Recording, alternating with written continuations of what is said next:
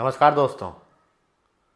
MSP का मुद्दा और पुरानी पेंशन बहाली योजना का मुद्दा सबसे बड़ा मुद्दा है। चुनाव कोई भी हो, यह दोनों मुद्दे उठना लाजमी है। पिछले चुनाव को अगर आप देखेंगे तो कई राज्यों ने पुरानी पेंशन बहाल की है। अधिकारी और कर्मचारी का एक बड़ा वर्ग होता है जिसे खुश करने के लिए वायदा किया जाता है। अब हरियाणा विधानसभा चुनाव है और यह दोनों मुद्दे ना उठे, ऐसा नहीं हो सकता। किसान आंदोलन में हरियाणा की सहभागिता अत्यधिक रही थी। वहां के किसानों ने दिल्ली बॉर्डर पर आंदोलन किया था, धरना किया था, प्रदर्शन किया था। अब हरियाणा में चुनाव है, एमएसपी का मुद्दा न उठे, यह नहीं हो सकता। कांग्रेस ने एमएसपी देने का वायदा कर दिया है। कांग्रेस ने पुरानी पेंशन बहाल करने का वादा कर दिया है। बरवाला में राहुल गांधी की जनसभा हुई और उन्होंने तमाम वायदे जनता से किए। उन्होंने कहा है कि हरियाणा में कांग्रेस की आंधी आ रही है। आइए सुनते हैं राहुल गांधी को। हरियाणा एक साथ लड़ेगा, सबकी सरकार बनेगी, खुशी से बनेगी। चुनाव में कांग्रेस पार्टी स्वीप करने जा रही है, स्वीप करने जा रही है, आंधी आ रही है।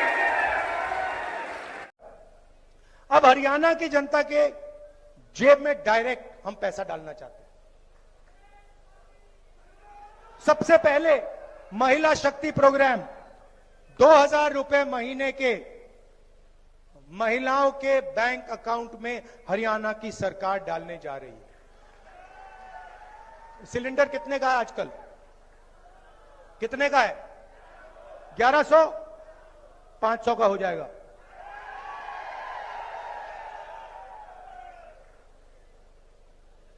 पुरानी पेंशन स्कीम ये इन्होंने आपसे छीनी, हम ये आपको वापस देने जा रहे हैं। 6000 रुपए बुजुर्ग लोगों को, डिसेबल्ड लोगों को और विधवाओं को 6000 रुपए महीने के। युवाओं को जो सरकार में 2 लाख वैकेंसीज है वो हम देने जा रहे हैं। मगर सुनिए, सबसे जरूरी बात सुनिए, ये जो 2 लाख नौकरियां दी जाएंगी, हरियाणा के युवाओं को दी जाएंगी, ये हर एक जात को, सबको फेयरनेस के साथ इक्वली दी जाएंगी। ये हरियाणा की हर एक जात को ये नौकरियां मिलेंगी, सबकी सबको। किसानों को मैंने कहा कि एमएसपी गारंटी करके हम आपको देंगे और जो आपका बीमा का पैसा है वो आपको 6 महीने बाद, 1 साल बाद, 3 साल बाद नहीं मिलेगा। जैसे ही नुकसान होगा उसके एकदम बाद आपको आपका बीमा का पैसा दिया जाएगा। गरीबों को 100 गज का प्लॉट, 3.5 लाख रुपए 2 कमरे के घर के लिए और 300 यूनिट फ्री में बिजली, 25 लाख रुपए का हेल्थ इंश्योरेंस, जैसे हमने राजस्थान में किया था, हम हरियाणा में करने जा रहे हैं। आपने राहुल गांधी को सुना। जनता से वह कोई मुद्दा नहीं चूक रहे हैं जिसे वह वादा न कर रहे हो। वृद्धावस्था पेंशन हो, विधवा पेंशन हो, दिव्यांग पेंशन हो, 6000 रुपये मासिक देने का उन्होंने वायदा किया है। महिलाओं को 2000 रुपये देने का वायदा किया है। यही नहीं, 500 रुपये में गैस सिलेंडर देने का वायदा किया है। इसके अलावा उन्होंने तमाम वादे किए हैं। राहुल गांधी जहां जनता से वादे कर रहे हैं, वहीं सत्तारूढ़ पार्टी भाजपा पर निशाना साधने से भी वे पीछे नहीं हट रहे हैं।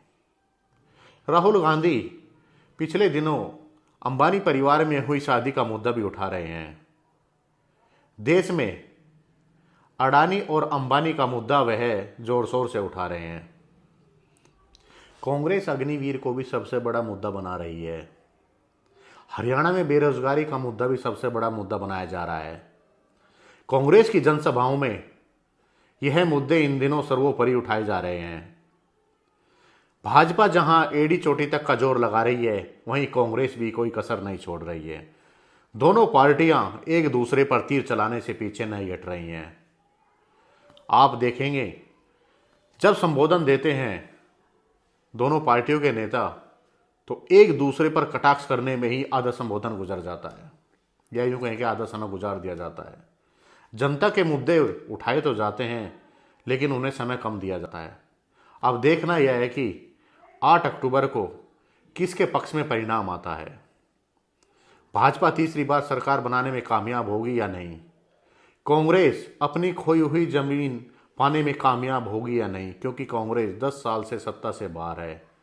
दूसरी पार्टियां जेजेपी, इनेलो, बसपा, आज़ाद समाज पार्टी भी वहां चुनावी मैदान में है। इसके अलावा आम आदमी पार्टी भी चुनावी मैदान में उतरी हुई है। देखना यह है कि यह पार्टियां जनता के बीच अपना कितना प्रभाव छोड़ने में कामयाब होती हैं। दोस्तों, आपको यह खबर पसंद आएगी तो इसे लाइक करें, अपने दोस्तों के साथ शेयर करें, मेरे चैनल को ज़्यादा से ज़्यादा सब्सक्राइब करें। आपका धन्यवाद।